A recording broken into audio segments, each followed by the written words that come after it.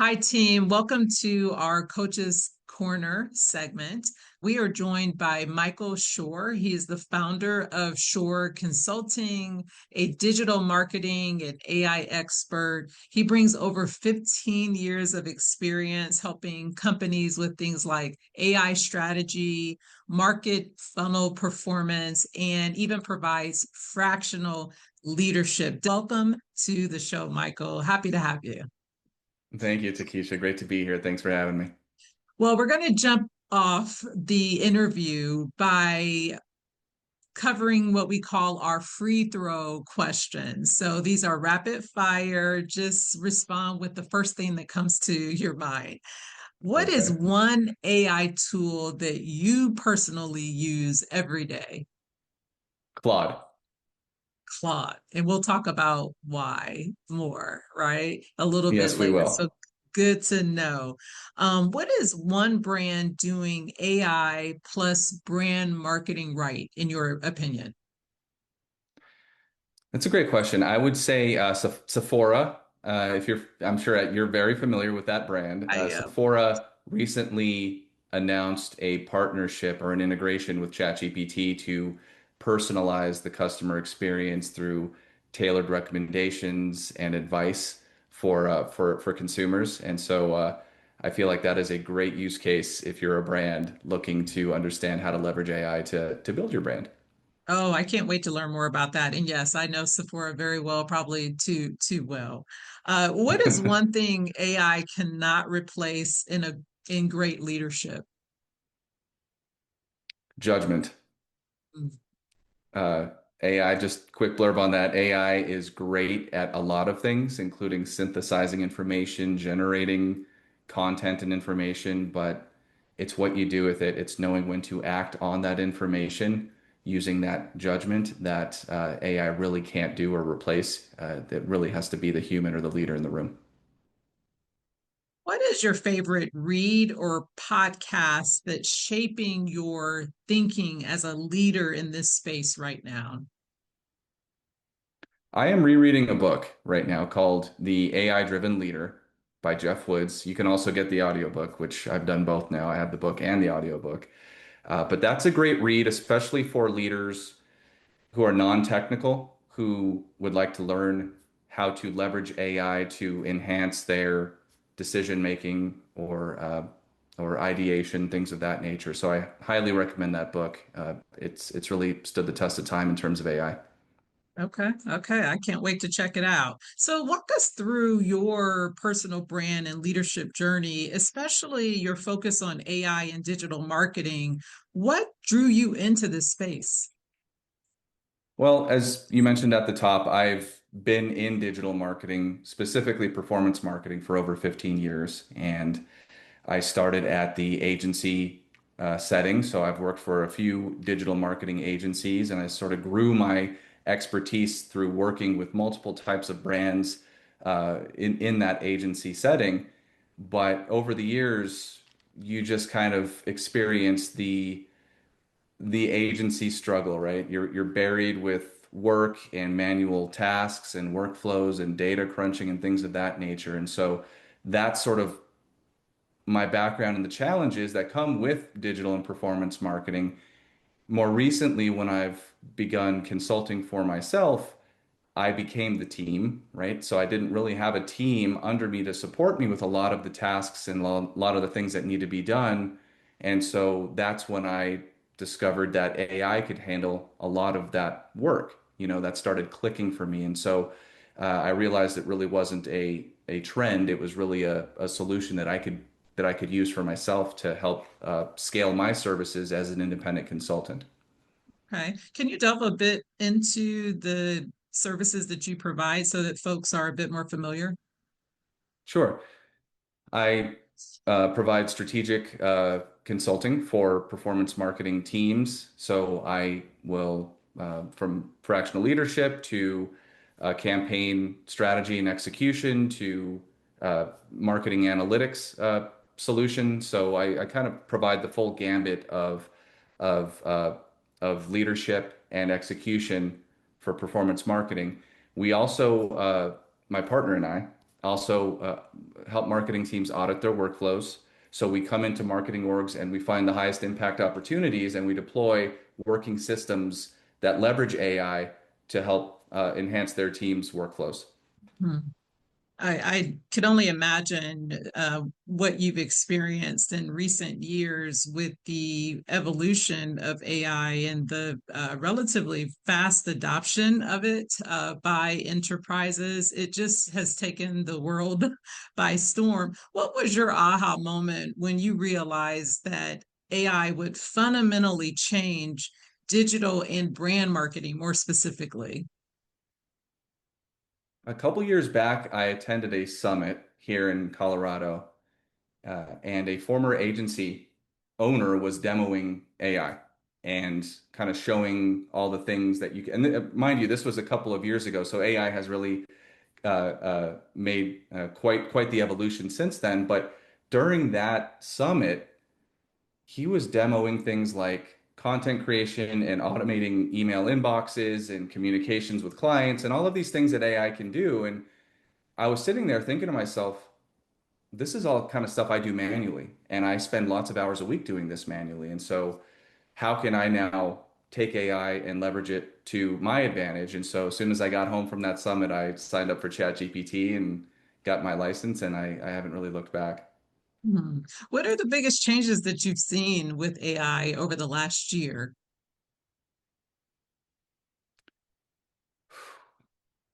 AI a year ago for many organizations was sort of a novelty. It was a people were experimenting with it, organizations were trying it out, seeing how it could work for their teams.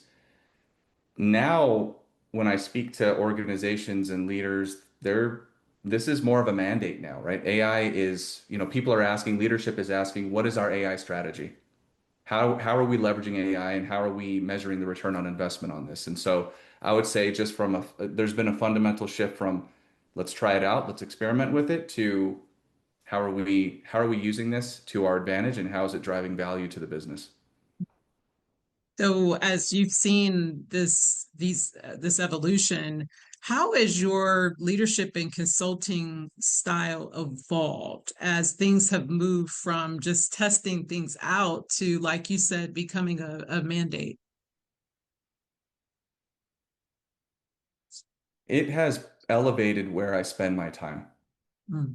Uh, I have frankly delegated a lot of what I used to do manually to AI, which has enabled me to focus on more of the higher level strategy, client relationship building, just more of the value driving initiatives that I provide to my clients. And so it's just really elevated how I interact overall and the value that I bring to clients because now it has saved me so much time in doing a lot of the things that used to take up a lot of my time. I hear you. So let's jump into some AI fundamentals, right? Especially for busy working professionals, just trying to do a great job every day as leaders of their organization and teams, but may have a difficult time staying on top of the latest and greatest, or just making sure that they know how to use these tools effectively. What are, in your opinion, some of the top AI tools that professionals should consider using in their everyday work lives? What would you recommend? Well, as I alluded to at the top, I use Claude quite a bit, and Yeah. I can dive into more detail there. But there's ChatGPT, there's Google Gemini, there's Copilot. There are things that lots of tools out there that I'm sure you've heard of. I really it's hard for me to recommend any one because they all work similarly and really when it comes down to it, it comes down to your preferences and the use cases that you're using it for and things of that nature. So my advice usually at the get-go is just pick one, use it for 30 days and see what works and what doesn't. And the more that you experiment with them, the more you sort of narrow down the ones that tend to work better for you. Okay. So, in your opinion, what are the maybe slight differences between Claude versus Gemini versus ChatGPT? Fundamentally, they all work very similarly. They're all LLMs, these AI models that are trained on lots and lots of data and they generate new content and images and videos. So they all work similarly. Now, the difference is the end user experience. The reason why I use Claude is because they've found a way to wrap lots of really cool features into their app and their user interface, which I find very helpful for my business, especially for marketing. And so it really the differences really come down to the the user experience, the features that you use within the chatbot or the app, and the various types of features or workflows that you can build on top of their user experience or their apps. So that's where the difference really shines through. Oh, okay. I've not used Claude extensively. I do use on a regular basis Gemini and Chat. I My perception was that Gemini, because of its connection to Google, it just appears to have better research assistance capabilities. I may be wrong about that, but that's personally how I uh, juggle the two. So I'll keep both Gemini and Chat open. If I need more in-depth research about something, I'll go to Gemini, and then Chat seems to have a little more personality.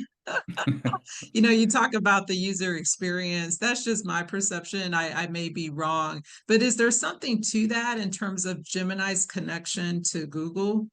What are your thoughts? Absolutely. I mean, I run my business on Google Workspace. So I Yeah. am also a Google Gemini user. I use Hmm. it for different things because, it's the thing that Google's done well is they've connected or they've kind of layered Gemini on top of all of their applications. So if you're using Google Drive or Gmail or any of their apps, Gemini is now integrated directly in those apps. And so I do use it for a lot of organization and summarizing of content and even content generation at times. Mm. So and then on for Claude, I use that for different use cases. That's more of my sort of personal assistant, if you will. And I also use Okay. Claude to generate more polished outputs because I feel like the the model does a much better job at doing that. So to your point, it's not any one. It's just kind of a combination sometimes of the ones that you find work best for what you're using them for. Yeah. Yeah. What do you think the biggest mistake that leaders who are responsible for overseeing either the adoption of AI for their enterprise or figuring out how to train and manage their team who needs to start using or using AI more to be more efficient? What is one mistake that you think leaders, based on your experience, your consulting work, that they're making with adoption today? I typically see a common thread with organizations that are trying to adopt AI by bolting it onto existing workflows. Thinking that you can bring AI into your org and how your team works and just kind of layer it on top and expect it to work well or to improve outcomes, in my opinion, is not the right way to look at that. Really, what you have to do is rebuild your workflows using AI as that through line. So you're kind of understanding, okay, here's our current state. Here's where we need to get. Here's the friction that we're experiencing as an organization or a team. How can we bring AI in and build our workflows around AI so that it enables us to accomplish what it is that we're trying to do? So I see that as a pretty common challenge and mistake, if you will, from certain organizations. Any additional advice around avoiding overwhelming your team members as you work to further integrate or even just get the ball rolling with a formal integration program? What are your thoughts about that? Because it can be overwhelming. I've experienced that. You're just trying to juggle your day to day, but you need to use these tools. Any thoughts or recommendations to just pace yourself, essentially? I think you said it right there. Start small. Start small. Don't try to boil the ocean, if you will, as a, speaking like a consultant now. But yes, start small, pick one workflow that your team does on a regular basis that's, a pain in the butt or that they experience a lot of friction with, and see how AI can help improve that or make your team more efficient. And frankly, there are already many employees within companies that are using AI and may not be talking much about it. And so, whether that's out of fear or whether it's out of just not understanding how the company's what the company's stance is on AI or what the AI policy is or isn't. So chances are your team wants to use AI. They're already using AI, but just start small, get their feedback and their input on what they think could be a good use case to try it out. That's what I've seen work relatively well. Any tools that you would recommend for those leaders that want to integrate AI into their brand marketing efforts to make those efforts more efficient or more modern? What tools do you think they should consider either adopting or taking a look at the integration that's already been embedded in a tool that they may already be using? Great question.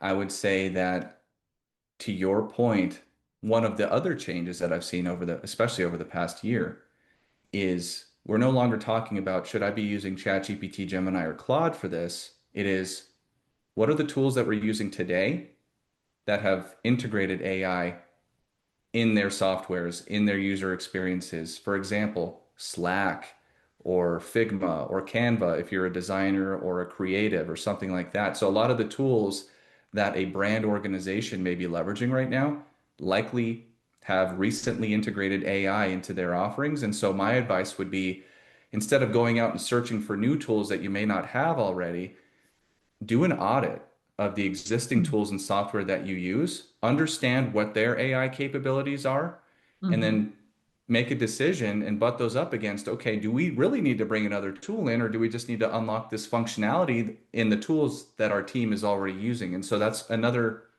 way where you can, quote, start small is just audit the tools and use the tools that are already available to you. Hmm. Any more advice around creating effective workflows? Loaded question, Takesha. I know it's a lot, right? Yeah. Yeah. Well, effective workflows, I would say, don't focus so much on the tool at first. I think with any workflow or any process or SOP that you're looking to improve or optimize using AI, really deconstruct it first. Understand what's the human element, what are the humans doing within this workflow, and what are those human touch points that we need to either keep or eliminate, right? And then understand the ones that we can now take off of a human's plate. How is AI going to come in and facilitate that so that the workflow continues to happen the way that it should? So I would say that regardless of what the workflow is, regardless of what the team is, frankly, you have to really understand your workflows and the ways of working intimately before you start even talking about AI. So hopefully that's Mhm. not too philosophical, but it's typically the place where you want to start is just understanding how things are done, what are the friction points, and what are the solutions, AI or otherwise, that we have to introduce to this workflow to improve it. With we're going to get into some scoreboard related questions, just evaluating return on investment of all of the time and effort that it's taking to not only identify the right tools, evaluate the existing tools that you're using and the AI integrations that are happening there. There's a lot to do in this space. But when you're putting all of this time and effort and other resources into it, what are your thoughts about how to evaluate the effectiveness of all of this or the return on investment? Any tips on how to stay on top of evaluating what's working and the impact it's having? The core metrics don't change. So if you're looking to evaluate the efficacy of AI for your business or your org, uh, your metrics stay the same, whether it's revenue or new customer acquisition or market share, whatever that is. those don't change. But the new variable that you should be measuring in regards to AI is speed. It's speed to insight. It's understanding, hey, we got this new, really advanced technology that can help us do a lot, but how has it actually impacted the team? So initially it was time savings, right? So how many hours have we saved for the team?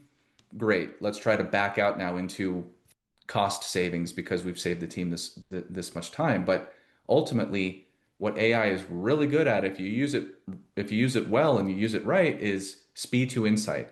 And that speed now becomes your advantage. And so, you have time savings, you have speed to insight, and ultimately the challenge, and I think the challenge moving forward is leadership figuring out now how do we quantify that from a Yes. business value perspective. And so we talk a lot about what's the ROI of AI. That's a tough one to crack, and that really requires data. It requires feedback from the team, and it requires rigor in understanding how AI is ultimately impacting the bottom line. Hmm. Let's talk a little bit about fumbles and recoveries, as we call it. This is somewhat of a brand new world, as we mentioned. What should brands avoid doing or not rely on AI for? Any thoughts around that? Any fumbles that you may have seen in this regard? I think trying to over reliance on AI, thinking AI can replace the human element, right? So what requires human intuition or judgment, like we talked about earlier, that needs to stay human.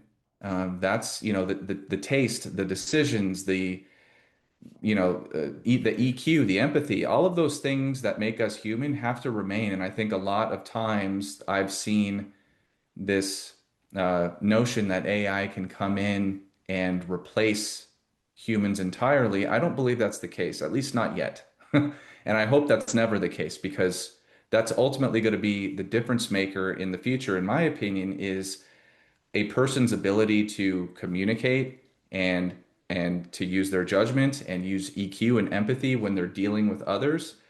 AI is just going to be a tool to help you refine the soft skills that you've already developed. Any tips around managing to IP related concerns, just maintaining security around your enterprise's intellectual property. In the brand marketing space, this is a big deal because we're oftentimes responsible for creating a lot of things that's very public facing or very visual, if you will, or there's a lot of copywriting involved, let alone just sharing the secret sauce of your enterprise unintentionally, sometimes. What advice or guidance might you provide around just managing these types of risks? I get a lot of these questions. Mm, Ultimately, it comes down to knowing your tool's data privacy policy and then stack that up against your company's data privacy and data governance policies, ultimately. mm, Um, if your company has an AI policy, that should contain information and some guardrails and guidelines around what it is you should be sharing versus not sharing with AI. And so that's where I would start is just understanding what that looks like and using your judgment.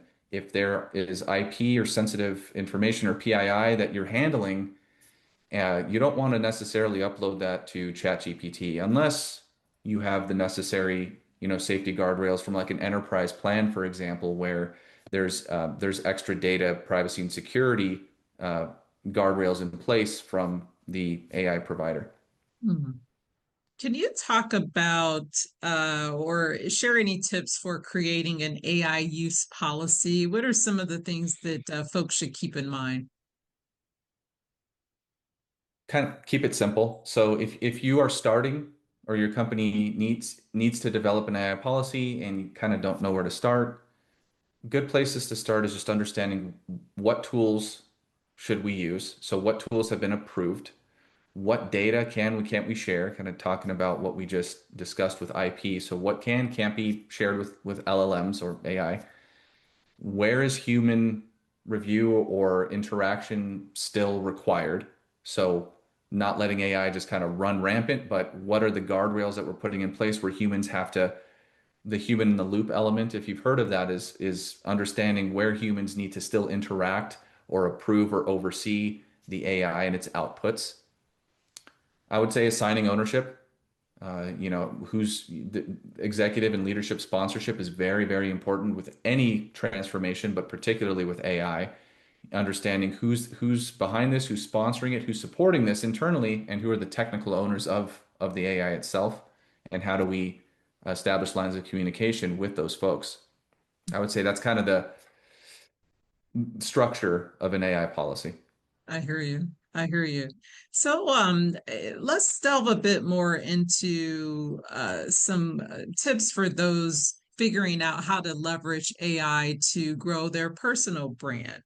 What are some ways you think leaders can use AI to elevate their personal brand while maintaining authenticity, but doing it in a much more efficient way? Great question. I think I'll speak to how I use AI Yeah, that would because be I great. think that's a good place to draw from because I do this every single day, right? So I use AI to help me generate content, of course. So if I have an idea, I'll use it as a thought partner, but not a ghostwriter necessarily, if that makes sense. So I use it for brainstorming, for organizing my thoughts, for conducting research on topics that I want to write about.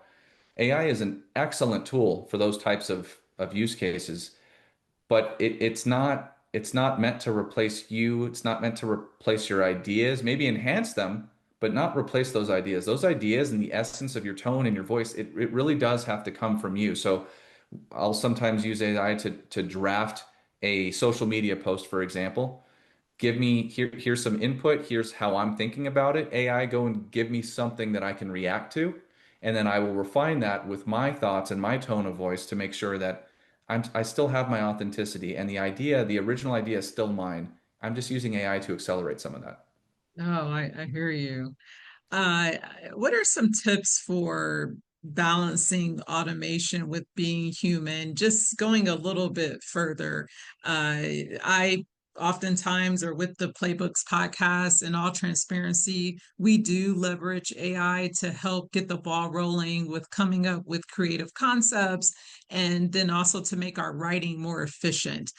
We do tweak things that it produces prior to sharing it, making sure that it aligns with our voice, our style, making sure that whatever we push out there is tailored towards our target audience. So those are some of the things that we do in terms of balancing automation with being human. It does make the process a little longer, but we don't want folks to feel that we're just on autopilot. So there is this level of additional review and tweaking that we've adopted prior to pushing anything out there. Do you have any other tips to try to maintain that level of humanness or authenticity as you're trying to just be efficient and faster with your work? I mean, the way that you described it is very aligned with how my school of thought with how to balance how much are you leveraging AI, how much are you automating with keeping the human element, the authenticity. So sort of building on what you said, I Hmm. would say just being diligent and very critical about how you want to introduce AI into your process. So what you're delegating, how you're delegating, and then understanding the outputs. So you really do have to be using the outputs that AI give you as inputs into your decision making. And so I think the way that you described it is great, but I would just say be very, very mindful because it could be easy to start outsourcing more and more and more to AI. And then before you know it, you kind of lose that thread and the human element and the authenticity. So just check yourself before you open up your chat bot and start delegating things and be very mindful of what it is that you're asking AI to do on your behalf. I hear you. So we're going to delve into what we call our winning play checklist. And, because AI is here, it is a critical part of business these days. What is one play that leaders cannot afford to miss making with the adoption of AI? If you could just recap that again, I know you've already touched on some of those things, but if you could just provide some additional insight, that would be great.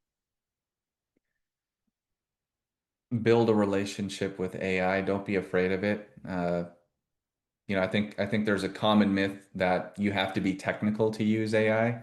Mm. That's not the case.